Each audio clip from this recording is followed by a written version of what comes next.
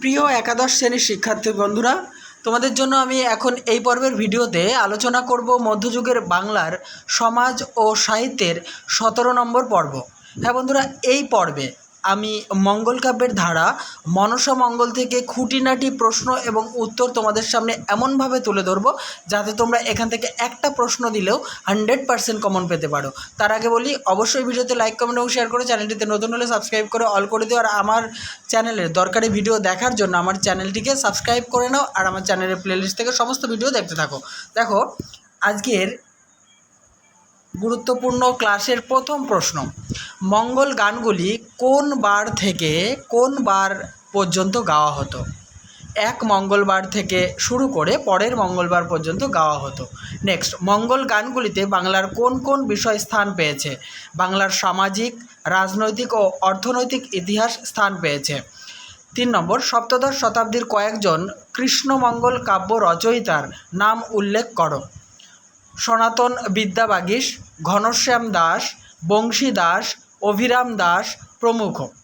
Next, অষ্টাদশ শতাব্দীর কয়েকজন কৃষ্ণমঙ্গল কাব্য রচয়িতার নাম লেখো। কবি চন্দ্র, শঙ্কর চক্রবর্তী, মহারাজা গোপাল সিংহ, হরিকৃষ্ণ দাস, জয়ানন্দ দাস প্রমুখ। 5 নম্বর, কোন শতাব্দী থেকে মঙ্গল কাব্যগুলির রচনার রীতি ও বিষয়বস্তুর পরিকল্পনার দিক থেকে নতুনত্ব হারিয়ে বৈশিষ্ট্যহীন হয়ে পড়ে? উত্তর হবে পঞ্চদশ শতাব্দী থেকে। 6 নম্বর, মঙ্গল কাব্যগুলির 3টি বৈশিষ্ট্য উল্লেখ করো। দেখো, এইভাবে তোমাদের প্রশ্ন না এলেও এর মধ্যে থেকে কিন্তু তোমরা উত্তর পেয়ে যাবে, তাই এইভাবে আমি তোমাদের জন্য প্রশ্নোত্তর তৈরি করেছি। প্রথম যে বৈশিষ্ট্য, মঙ্গল কাব্যের নায়ক হতেন স্বর্গভ্রষ্ট দেবশিশু। নেক্সট, মঙ্গল কাব্যে কোনো বিশেষ দেবতার পূজা প্রচারের উদ্দেশ্যে দেবশিশুরা মানব জন্ম লাভ করত। পরের বৈশিষ্ট্য, মঙ্গল কাব্যের শুরুতে গণেশ বা পঞ্চদেবতার বন্দনা এবং গ্রন্থ উৎপত্তির কারণ বর্ণিত হতো। 7, ধর্মমঙ্গলে শিব প্রসঙ্গের পরিবর্তে কোন উপাখ্যান স্থান পায়? হরিশ্চন্দ্র উপাখ্যান। পরের প্রশ্ন 8 নম্বর, মঙ্গল কাব্যে নায়িকাদের সারা বছরের দুঃখের কথা কী নামে পরিচিত? বারোমাস্যা নামে পরিচিত। নেক্সট, মঙ্গল কাব্যগুলির মধ্যে কোন কাব্যধারা প্রাচীনতম বলে স্বীকৃতি পেয়েছে? মনসা মঙ্গল কাব্যধারা। 10 নম্বর প্রশ্ন, হরিদত্ত, বিজয়গুপ্ত, বিপ্রদাস পিপলাই এবং নারায়ণ দেব এই সকল কবিদের নাম কোন কাব্য রচনার সাথে যুক্ত? মনসা মঙ্গল কাব্য রচনার সাথে যুক্ত।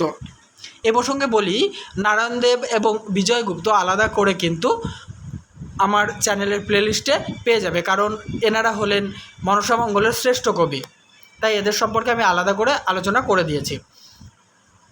11, হরিদত্ত, বিজয়গুপ্ত, বিপ্রদাস পিপলাই এবং নারায়ণ দেব এই সকল কবিরা কোন সময়ের কবি? মনসা মঙ্গল কাব্যধারার প্রাচীনতম এবং চৈতন্য পূর্বযুগের কবি। 12 নম্বর প্রশ্ন, আনুমানিক কতজন কবি চাঁদ, সদাগর, বেহুলা, মনসার কাহিনী নিয়ে মনসা মঙ্গল কাব্য রচনা করেছেন? শতাধিক কবি, মানে 100-র ওপরে কবিরা। 13 নম্বর, হরিবংশ ও উষা অনিরুদ্ধের পৌরাণিক কাহিনী কোন কাব্য রচনার ক্ষেত্রে যুক্ত হয়েছে? মনসা মঙ্গল কাব্য রচনার ক্ষেত্রে। নেক্সট, কেতকা দাস, ক্ষেমানন্দ, দ্বিজবংশী দাস, জীবন মৈত্র প্রমুখ মনসা মঙ্গলের কবিরা কোন সময়ের কবি? এনারা হলেন চৈতন্য পরবর্তী যুগের কবি বা চৈতন্যোত্তর যুগের কবি। 15, মনসা মঙ্গল কাব্যগুলির বিভিন্ন স্থানের জনপ্রিয় নামগুলি কি কি? দেখো, পদ্মপুরাণ, মনসার ভাসান, মনসার জাগরণ প্রভৃতি। 16, কোন আশ্চর্য কাহিনী মনসা মঙ্গল কাব্যে স্থান পেয়েছে? বাঙালির অনমনীয় পৌরুষ যে দেবশক্তিকে প্রতিহত করতে পারে তার আশ্চর্য কাহিনী স্থান পেয়েছে। 17 নম্বর প্রশ্ন, পঞ্চদশ শতাব্দীর কয়েকজন মনসা মঙ্গল কাব্যের কবির নাম লেখো। হরিদত্ত, নারায়ণ দেব, বিপ্রদাস বিপ্রদাস আর কি, বা বিপ্রদাস পিপলাই। 18, হরিদত্ত, নারায়ণ দেব রচিত মনসা মঙ্গল কাব্যের নাম কি? পদ্মপুরাণ। বিজয়গুপ্ত কোন শতকের কবি? পঞ্চদশ বা ষোড়শ শতাব্দীর কবি। 20 নম্বর প্রশ্ন এবং তার উত্তর। বিজয়গুপ্ত রচিত মনসামঙ্গল কাব্যটির নাম কি? পদ্মা পুরাণ। গঙ্গাদাস সেন কোন শতাব্দীর কবি? ষোড়শ শতাব্দীর কবি। গঙ্গাদাস সেন রচিত মঙ্গল কাব্যটির নাম কি? মনসামঙ্গল। দ্বিজ বংশীদাস কোন শতাব্দীর কবি? ষোড়শ শতাব্দীর কবি। 24 দ্বিজ বংশীদাস রচিত মঙ্গল কাব্যটির নাম কি? পদ্মা পুরাণ। 25 নম্বর মনসামঙ্গলের কবি কালিদাস কোন শতাব্দীর কবি? সপ্তদশ শতাব্দীর কবি। 26 কালিদাস রচিত কাব্যের নাম কি? মনসামঙ্গল। পরের প্রশ্ন আলোচনা করার আগে বলি বন্ধুরা, অবশ্যই ভিডিওতে লাইক কমেন্ট এবং শেয়ার করো। আর তোমাদের যাবতীয় দরকারি ভিডিও পাওয়ার জন্য আমার চ্যানেলটিকে সাবস্ক্রাইব করে রাখো আর চ্যানেল প্লেলিস্ট থেকে সমস্ত ভিডিওগুলি দেখে নিতে থাকো। 27 নম্বর কেতকদাস ক্ষেমানন্দ কোন শতাব্দীর কবি? সপ্তদশ শতাব্দীর কবি। কেতকদাস ক্ষেমানন্দ রচিত কাব্যের নাম কি? মনসামঙ্গল। তন্ত্রবিভূতি কোন সময়ের কবি? সপ্তদশ শতাব্দীর কবি। তন্ত্রবিভূতি রচিত কাব্যের নাম কি? মনসামঙ্গল। জগজ্জীবন ঘোষাল কোন শতাব্দীর কবি?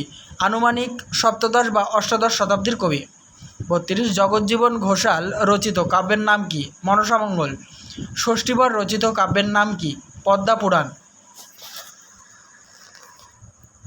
জেনে নেব পরের প্রশ্ন এবং উত্তর। অষ্টাদশ শতকের কয়েকজন মনসামঙ্গল কাব্যের কবির নাম উল্লেখ করো।